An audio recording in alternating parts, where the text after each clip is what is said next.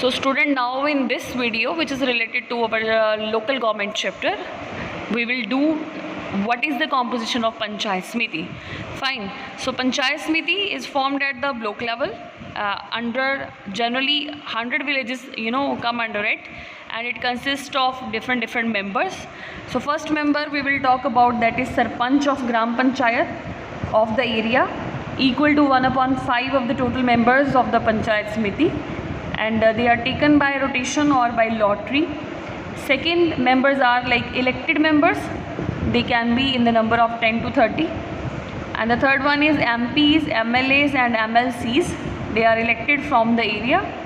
And the fourth one is SDM and the block development officer, which is also known as BDO of the area. And the fifth number is the member of the scheduled castes, scheduled tribes and women are given special representation in Panchayat Samiti. In its first meeting, the members of the Panchayat Samiti elects its chairman also and vice chairman also.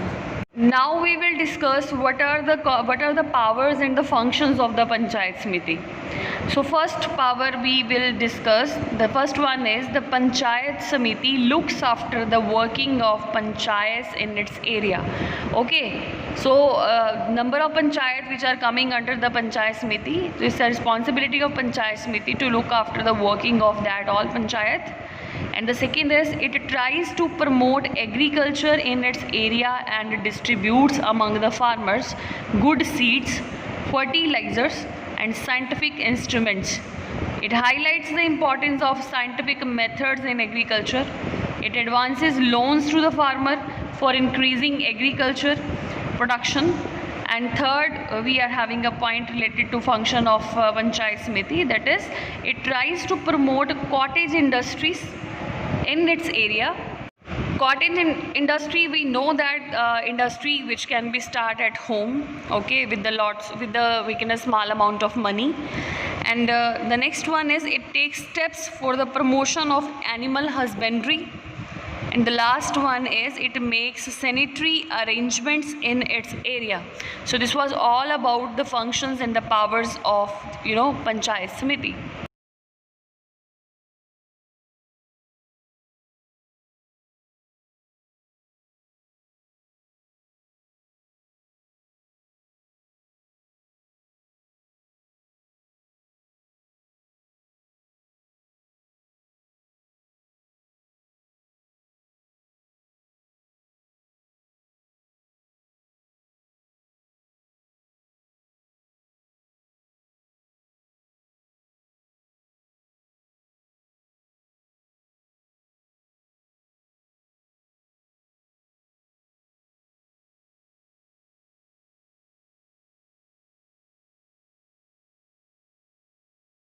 Now we will discuss what are the organizations of Panchayati Raj system.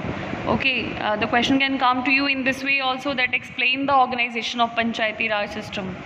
We know that Panchayati Raj system, as recommended by Balwant Rai Mehta committee, has been organized on a 3-tier structure. Gram Panchayat at the village level, we know that. Panchayat Samiti at block level, we know that. And the Zilla Parishad at the district level, we have also discussed.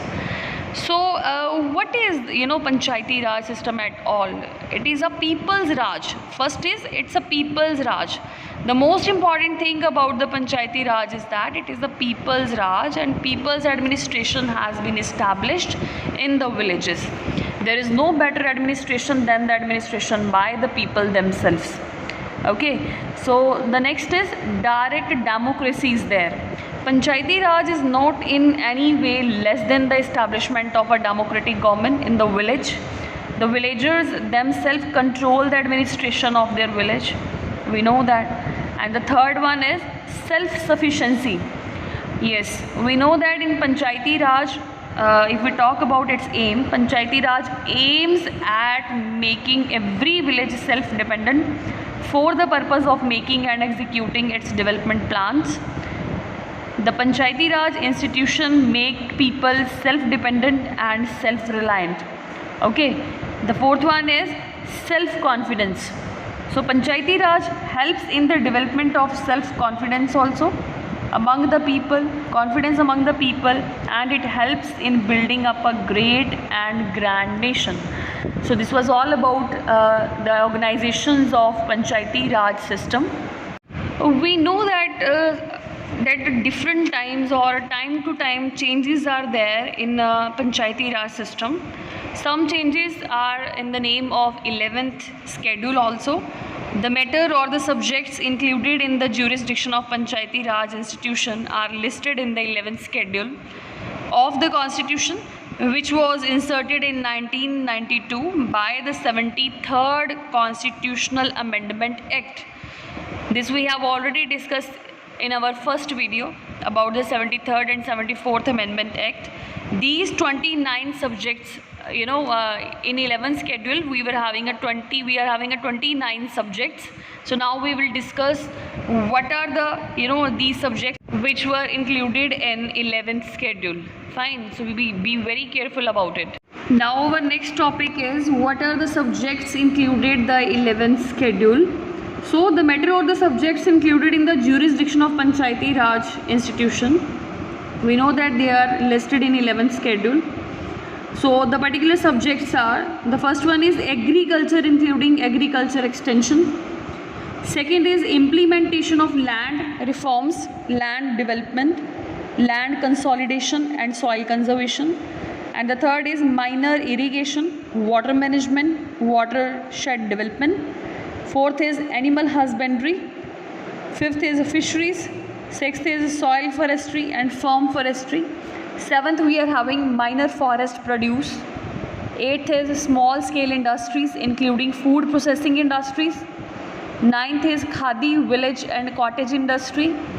10th is housing. 11th is drinking water. 12th is fuel and fodder. 13th is roads, culverts, bridges, ferries, waterways and other means of communication. And 14th is rural electrification. 15th is non-conventional energy sources. 16th is poverty alleviation program.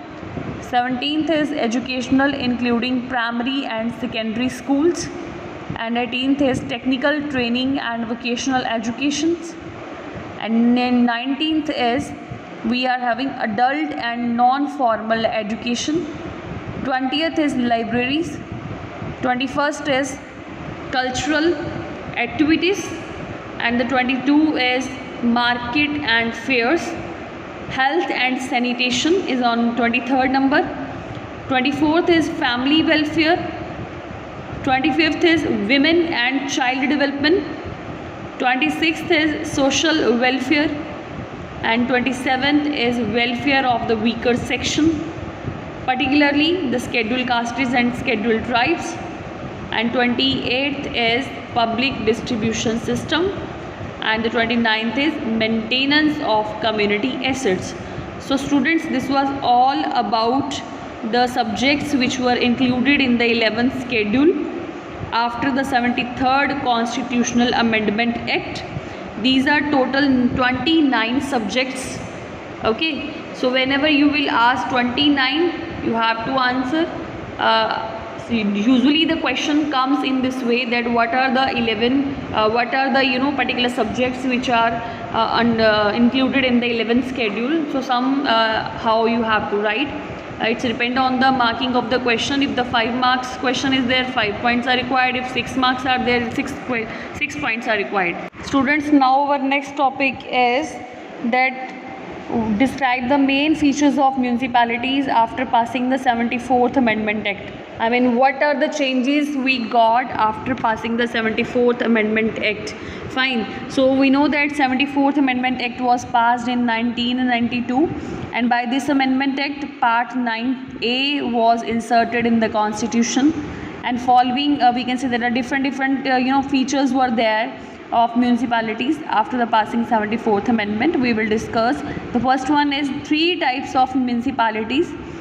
They are Nagar Panchayat, Municipal Council, Municipal Corporations. They were set up. And the second is 5-year tenure of all types of municipalities were decided. And the third one is appointment of election commission in each state to conduct elections of the local bodies also. And the fourth amendment was Metropolitan and District Planning Committee in each state was established. And the fifth one is appointment of a finance commission for the local government. And the sixth is reservation of seats of SCs, STs, OBCs and women. So this was all about the changes which occurred after the 74th Amendment Act related to municipality. So students, this was all about our chapter. Fine, you all are required to do the NCERT questions in your notebooks, and you will do the revision of chapter level resources which are going to attach with these videos. Thank you so much.